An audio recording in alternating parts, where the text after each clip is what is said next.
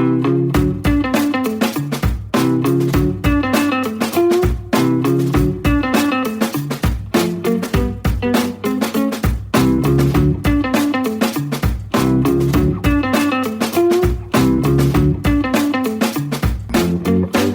are listening to Ideas on Trapped with Toby Lawson.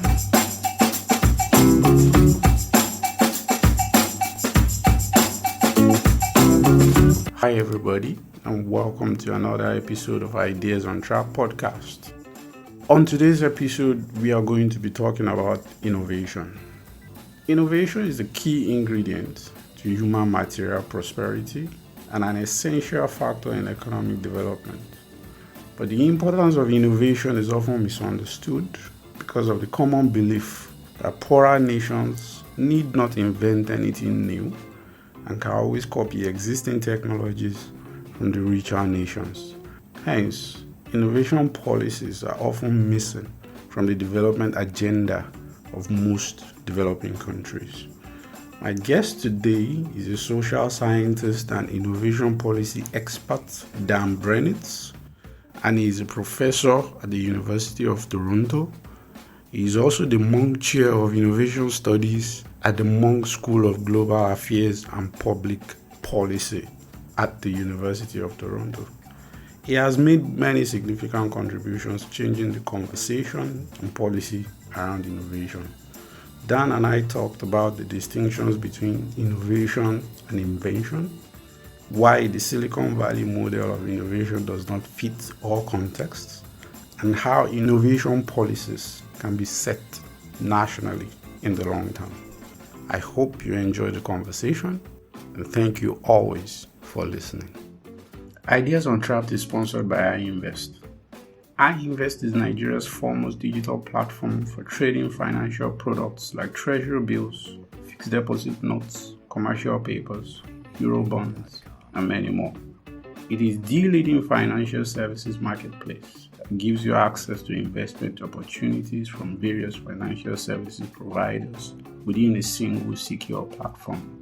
Download the iInvest app on your Google Play Store or iOS App Store today and start investing at your convenience from anywhere in the world.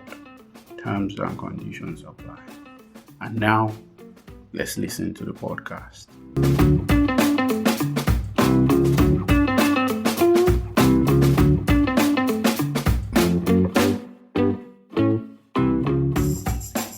Where I will start basically is innovation as the engine of economic growth is a view that has been pretty much validated through economic history. But when we think of innovation, we still think of new things, invention, which is kind of like a distinction you made in the book. So briefly, just tell me, what is the difference between innovation and inventing new things, which most people understand innovation to be? So there's a big difference between innovation, and that's what we should care about, and invention, we should also care about, but it does not necessarily lead to economic growth, especially not where it happens. So if you and I would go back to my lab or your lab in the university, or just a lab in the back room, and we'll come up with a new idea for a new product or service, even if we move it to a level of a prototype or have a patent on it, that's great, that's invention, but that's not innovation. Innovation is taking ideas and actualizing them in the real world. So taking the ideas that we develop and actually make it into a product, if we're talking about economic, right, innovation, or service, and sell it to people. It can be novel ideas, but it's across all the arrays of activities, from coming up with novel ideas to improving them, to recombining them with others, to innovation in their production, to even innovation in their assembly and after sale.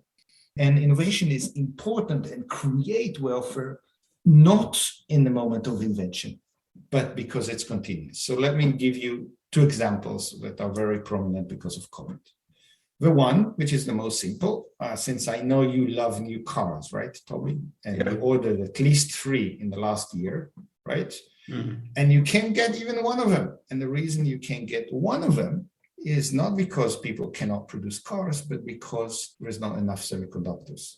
And the reasons there's not enough semiconductors in the world is Silicon Valley, which is called Silicon Valley because it was in semiconductors, no longer know how to innovate in the production of semiconductors. There's actually only very few companies, 2 to be exact, and they both come from Taiwan, that know how to create semiconductors and how to actually innovate in their production.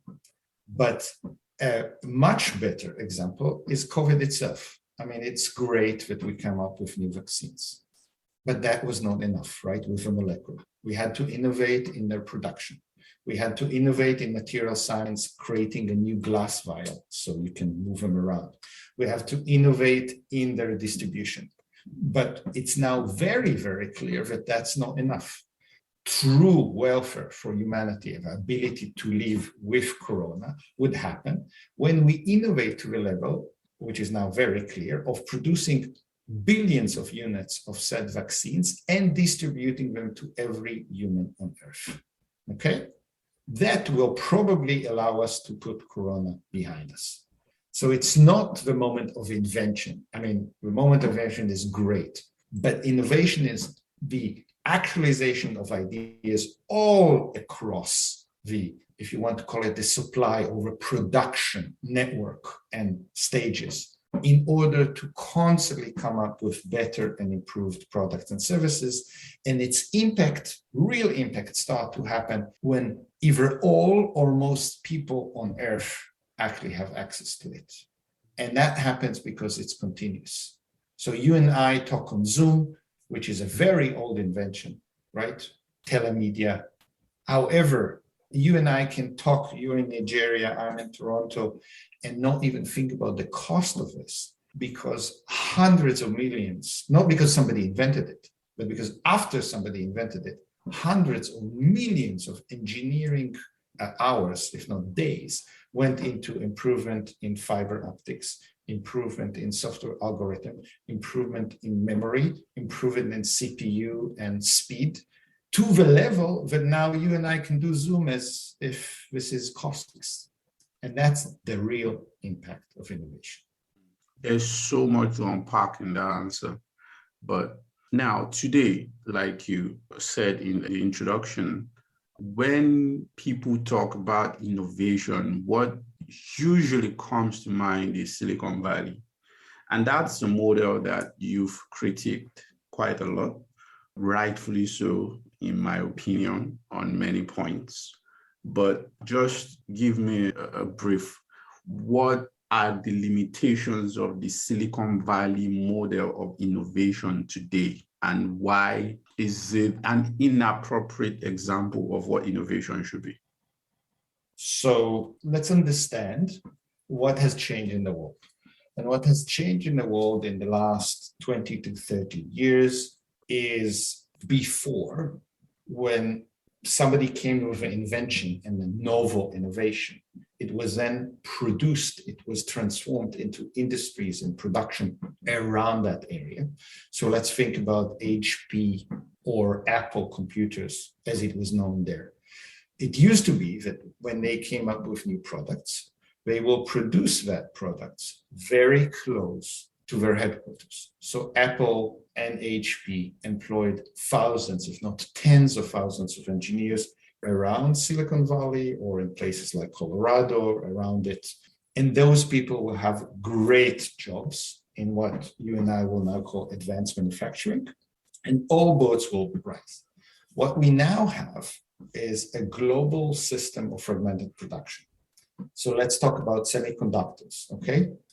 In semiconductors now, we look at Tel Aviv, Silicon Valley, Taipei, Hsinchu Park, Taiwan, Seoul, Korea, Shenzhen in China. All of those places have unbelievably successful semiconductors industry. And if you look at those places, you'll also see that many of the same companies work in all of those places. So you think, great. But then if you look at what the companies in those places do, it's completely different. So in Silicon Valley in Tel Aviv, it's a first stage. They think about new ideas to put on silicon. In Taiwan, as you now know, because you can't get your car, it's the only place where they can take those ideas and actually make them into silicon. In Seoul and Korea, Samsung and LG control very critical niches. So for every smartphone that you buy, the second highest profits go to Samsung and LG because of memory and the controller of the screen, the touch screen. And in Shenzhen, it's the only place where we can work with different materials, constantly changing components, and actually produce a product that work, for example, with iPhone and all the rest, and sell it. So all those places are extremely innovative, but they do different activities, okay? And in order to succeed in each one of them, you need, therefore, different innovational capacities, but also different finance, different institutional system, different education system. And they are real for two reasons, those options of where you work. One is because once you develop those capabilities and systems, you can excel in one or two of those stages, but not in others. And the second, because they also define who is enjoying the fruits of a success, who is being employed, and how they're being compensated for that employment. What happened in Silicon Valley and in Tel Aviv is that when we move to fragmented production and we have a new model of venture capital, we moved from actually having an industry which is really about innovation to, if you want to be completely cynical about it, the industry is about creating companies for cheap and selling them for financial exit within 5 to 7 years for the highest bidders, preferably thousands of percent, right? It's not really, for most of those people, about changing the world. And in this system, the only people you employ are the engineers of the top universities, so not the people we should really care about or worry about. They are getting wages that are at the top wages of the US and Silicon Valley or Tel Aviv. It's the same wages. So they're on their way to become a millionaire. And they're getting stock options, right? Basically lottery tickets to become billionaires. But who are the people that enjoy the system? It's only the R&D, the geek elite, they're financiers, maybe a few celebrity chefs, and that's it. No one else is really employed in that level. And as soon as they finish their work, all the rest of the innovation goes somewhere else to be done. So what happened in both Tel Aviv and Silicon Valley is suddenly, from a system that created a lot of good employment and jobs for everybody in that society, you're employing only the top 15% who are already basically extremely well off. The rest of the 85% are on a treadmill to nowhere. And we all heard about what happened in San Francisco and Silicon Valley, but let's talk about Israel. Israel moved from being the second most equal society in Western democracies in the 70s when it started that process, to now moving into a position where 1 of every 5 families in Israel is under the poverty line, which means they don't have enough money to buy food at the end of the month. And that's a fruit of a success they enjoy from this tremendous, maybe the most amazing innovation miracle in the second half of the 20th century. 20% of Israelis, including children, don't have enough money to buy food at the end of the month. So I wonder why people, even if they can imitate Silicon Valley, why do they think this is a good model for our community? Now, you touched on something that I want to sort of press on, which is the finance of innovation and how it has come to be dominated today by venture capital finance model. Now, we all know how even Silicon Valley itself got started with a lot of public funding, either in defense research, which created lots of companies from IBM to Oracle, even Microsoft, how DARPA funded Google initially. So my question then would be, why did the public, in this case, governments, whether at city level or at federal level, stop funding? How did venture capital come to dominate the finance of innovation, and public financing just kept dwindling and dwindling? Is it because we stopped believing in innovation as a source of growth? And policy sort of shifted to things like redistribution and things like that? So I will say that it really depends. There's some countries, multiple countries, that still have a lot of public support for innovation. Canada, for example, is one. However, the problem in some of them is that they don't know how to transport that investment in basic invention into real innovation. And then all that great wealth, intellectual wealth, if you will, and all those inventions are then being taken away and becomes great innovation somewhere else with what you say, private money. So I wouldn't be as harsh on that. What I think has happened is that we have developed, together with what people will call the neoliberal worldview, a firm belief that Silicon Valley is the only model. And then a very thin understanding of how Silicon Valley really works. And it's a belief that actually helps a lot of government, if they so wishes, because then they don't have to be responsible. And the only thing they need to do is to allow venture capital, whatever that is, to come into the play. Instead of actually looking at cases of success, real success, from China to Taiwan, to Korea, to Finland, to actually all the Nordic countries, where there is a significant role for public money and very interesting division of labor between public funding, public money, and what it's trying to do, and where and how, and I think that's the most important thing, how private money and private investment in innovation are done, regulated, and most importantly, incentivized. And the way to think about it, remember those stages that we talked about? Yeah. Each one of them necessitates a completely different financial system in order to excel in it, right? If your aim is to supposedly create a new Alphabet, Google, Facebook, you need maybe a system that resembles venture capital as we know it. I have to say venture capital work only in ICT and biotech so far. So if you are in any other industry, maybe you should look for other ways of financing it. But if you're, for example, in the business of Taiwan, where in order to excel as TSMC, you need to build new fabrication facilities, basically factories, at the tune of several billions, if not 10 or above billions a year, venture capital, private equity, and even the New York Stock Exchange and NASDAQ are just not the way you can finance this kind of behavior. There is no venture capital on earth that would allow you to spend hundreds of millions, if not billions, every year on basically capital equipment.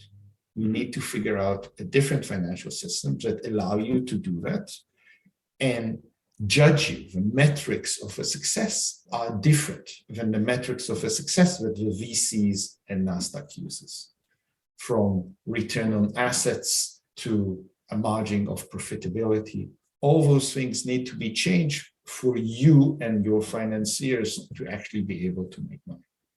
So not to defend Silicon Valley, I'm not in any position to do that, but I'm just thinking from the perspective of, say, an African startup founder, for example, and we are talking about the proliferation of this model. So my question is, don't you think this model, the Silicon Valley model of venture financing a startup as an approach to innovation, spread the way it did because it is permissionless? So, for example, I can start a startup right here in my room in Lagos, Nigeria, whereas the current political economy might not let me to be able to build a factory, because then I'll have to go through all kinds of regulatory red tape. I'll have to know someone at government ministries. I'll have to navigate a whole bunch of things, So an African founder might hear your argument and think, well, the only way I have this opportunity to rise is because of this Silicon Valley model. So what would you say to them? So I will say that you're right. And I'm not against the Silicon Valley model. There are two things that you have to take into the equation. And again, as a community leader, is it's very, very hard to emulate Silicon Valley model, which is fine. But the second, if you are successful, really successful, one of the results will be growing inequality. If you really imitate it. So you might as well think about it in advance and figure out ways how to at least limit this inequality, or the growth much more positive and wide, instead of like Israel, who understand that they have a problem, but now for at least a decade now have programs after programs trying to diffuse the miracle with mixed success because they're already stuck in that model. So from a point of what you just said, all power for you. The question is, how can we then widen the in Lagos or in Nigeria, the impact of your startups? One thing is what I call in the book, play for delay, is you say, that's a model, that's a financial system, how it works. And that's one problem. Once you put venture capital into your firm, Toby, you will need to supply them with a financial exit, right? That's how they make their money. But what I want as the mayor of Lagos is for your company to grow as big as possible, preferably in Lagos. So we need to then figure out how to do two things. How to allow you to grow as big as possible in Lagos for as long as possible before the financial exit, because then two things happen. If you're big enough and successful enough in Lagos, your venture capitalist wouldn't want to move you. They would want you to be in Lagos. Not only that, then as the biggest you are and most successful you are, the chances are that your financial exit will be an IPO, which means that you will stay as an independent company. And then when we do an IPO, should you go to a NASDAQ IPO? Should you go to a local IPO? Should you go to an LSE IPO? There's several options, right? Each one of them has consequences on your growth. The second, if you grow big enough and successful enough, even if the financial exit is somebody is buying you, Toby, because you by then have already 300, 400 employees in Lagos, and you have customers all over Africa, the foreign company that will buy you will probably keep you, maybe even grow you to become their main division in Nigeria. So it's not that the only thing that Lagos will get is you, your co-founders, and some of your employees becoming millionaires and then the employment disappearing. But not only you, as some of your employees grow and become bigger and employ more people. And as we do that, we also need to think about what will be the financial incentives I have for you if you're big enough so you can employ people who are not just R&D engineers. So I would call it, play for delay. So the Nigerian startups or any African startups that now happen grow as big as they can for as long as they can before they're being bought by someone else. So now, if I am the governor of Lagos, the mayor of Lagos, and I'm trying. So my first question before I get to that would be, are there geographic, so here I'm thinking along the lines of things like new trade theory, economic geography, and specializations. So are there geographic determinants of innovation? Or can innovation be deliberately nurtured and directed in any location?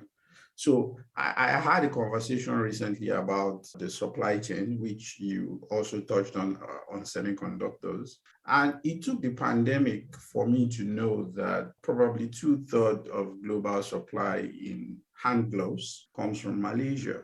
But I didn't think, unless you tell me I'm wrong, that Malaysia did set out to become the global supplier of hand gloves. So are some of these innovative niches and economic dominance based on innovations, are they serendipitous or can they be deliberately nurtured in a particular location? So let's talk reality, okay? Yeah. And I'm going to use Israel and Taiwan as an example, just because both of them are famous enough that people at least heard about them. Mm. So both of them started at the same time, okay? And since I interviewed the people who were responsible, if I'll tell you that they really knew how the end outcome would look, I'll be lying, and would be lying as well. But they made particular choices that really defined their success. So Israel, even before Silicon Valley became famous and all the rest, says, look, we have no natural resources. We don't have a lot of money. What we have is brains.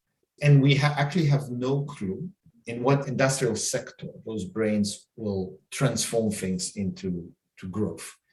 So we are going to create an innovation policy, which is horizontal technology policies. Back then, just so you understand how limited our knowledge was, they called it science-based industries because the term high tech was not yet created. And they said, in order to do that, we will focus all our attention on coming up with new ideas and making them into products. Okay, and we'll de-risk, we'll help private companies need to do that. And we will create policy after policy after policy to make it happen. And then those companies started to be created. Then very early on, like a year after NASDAQ was established, there was already an Israeli IPO on NASDAQ. So the state co-evolved its policies to slowly but surely work down this model.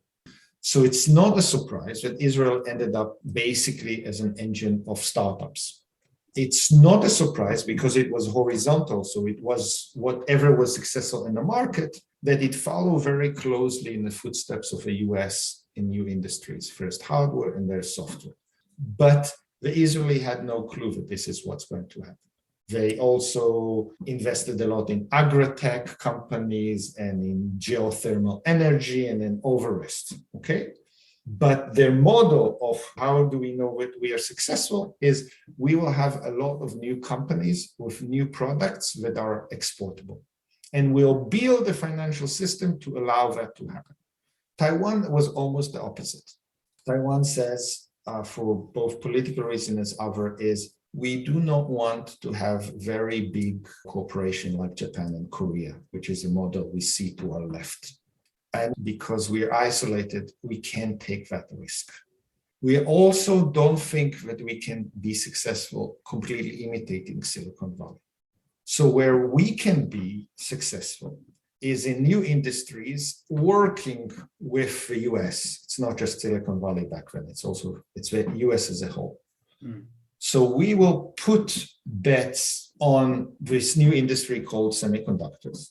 But unlike Japan or Korea, we will not put bets on specific niche, but we will create two capabilities that will allow Taiwan to excel in what we want to excel, which is basically be sub-suppliers for American companies, maybe Japanese. Remember, there was nothing else in the world back then. So they spent resources in innovation in the production of semiconductors. So all those companies that we talk about, TSMC, UMC, Taiwan Mass Company, all of them came from a public research institution, which created projects that basically took the technology from abroad, brought it to Taiwan, created a company that then allowed the ability to, produce semiconductors in Taiwan. That was one. And the second, a huge amount of attention to design. So you want to do something with silicon, you need to do two things. Actually produce with silicon, but also design what it is that this chip does. And again, through the same public research institute that was diffused, but the aim was not an industry like Silicon Valley if it comes up with new ideas. The aim was you need much more simple semiconductors, for example, in toys. So we will figure out where there are niches where you already have need for semiconductors, and we'll make those semiconductors more reliable and cheaper. We're not going to invent new ones. And we will be able to do that because we just created those factories, so we can do those two things and be great sub-suppliers for very big multinational. So without even understanding how the global system is getting fragmented, they opted on one industry and in one part of that industry. When they created TSMC, they didn't know that they're going to completely change the global semiconductor industry. But they had a very specific strategy of thinking, how would success look like to Taiwan?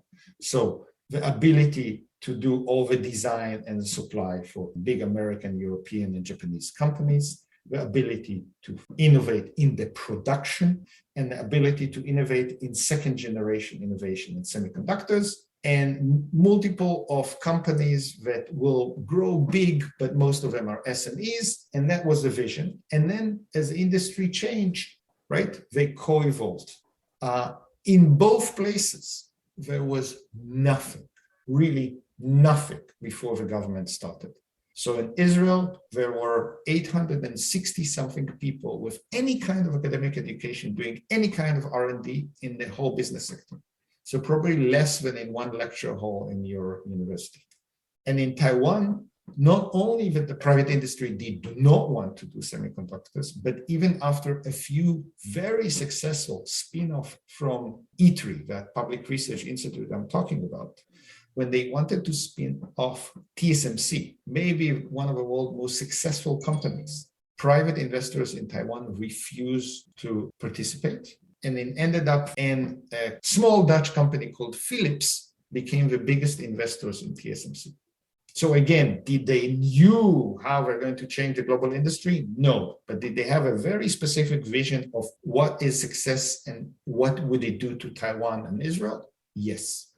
Excellent. That brings me to my next question, which is kind of broad. Like I mentioned earlier, if I was the governor of Lagos or the mayor of a city, or even maybe the president, and I want to design innovation policy, I really want to exploit innovation for real, inclusive, widespread, broad-based growth that tries to avoid some of these problems that you have mentioned, both in the book and even in our conversation, Israel, Silicon Valley, and all that. What should I do? What should I be funding? What complementary public institutions do I need? And how should innovation policies be designed generally? So I think you're missing the most important step. Yeah. And the most important step is what, as I just said, Israel and Taiwan has done, maybe even unknowingly. What I will tell you as the governor of Lagos has said, okay, let's assume you're successful as a first step. 15 years from now, how does Lagos look like? What kind of companies do you have? What kind of people they employ? What kind of things they sell to the global system? And what kind of things they buy from the global system? Okay? Now that we have this vision, let's do reverse engineering and figure out how we get into that vision. Okay, knowing that the world is constantly changing, we might have to, change course, but we have a vision of what success is. And that vision is not the one that too many places have now. When they talk about innovation, they talk, oh, I want a lot of VCs and I did a lot of patents. No. How does your society look like? Once you do that, we can reverse engineer and figure out exactly what financial system you need, how you develop it, what changes you need for your education system, how you also tie yourself into those global networks so you get the outputs you need, which are not just physical outputs, but constant knowledge and ideas, and how do you move it back? And as you do that, you also need to look at several things. What are your current strengths and limitations? What you can build upon?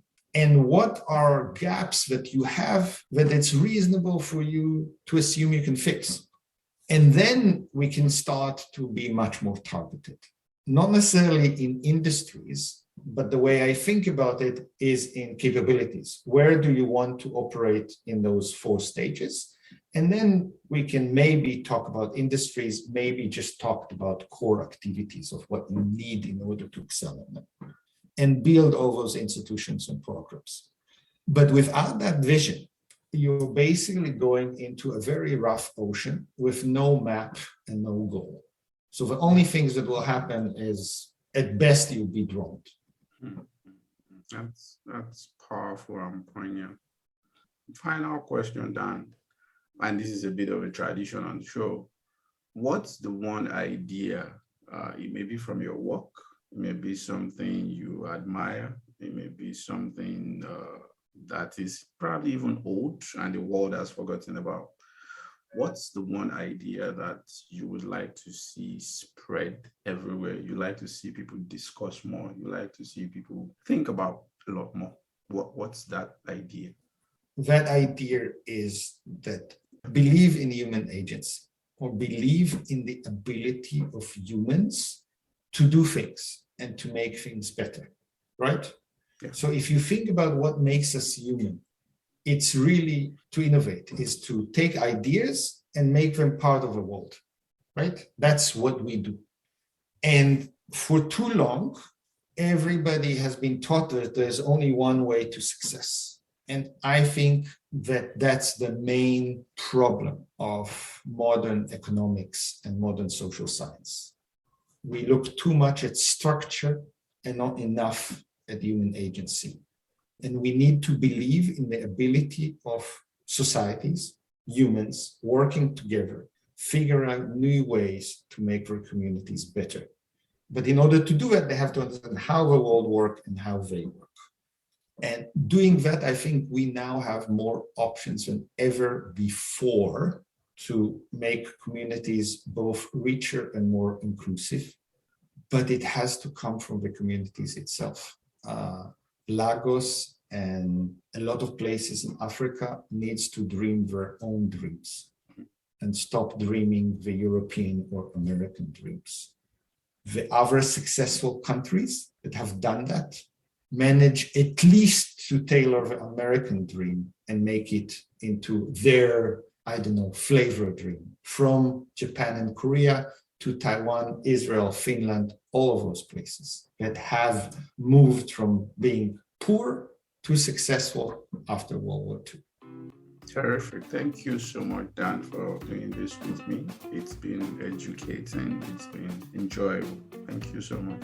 You are very, very welcome. And I hope that one of those days, maybe after we will finally innovate our way out of COVID, then I can meet face to face. Yeah, I would love nothing more.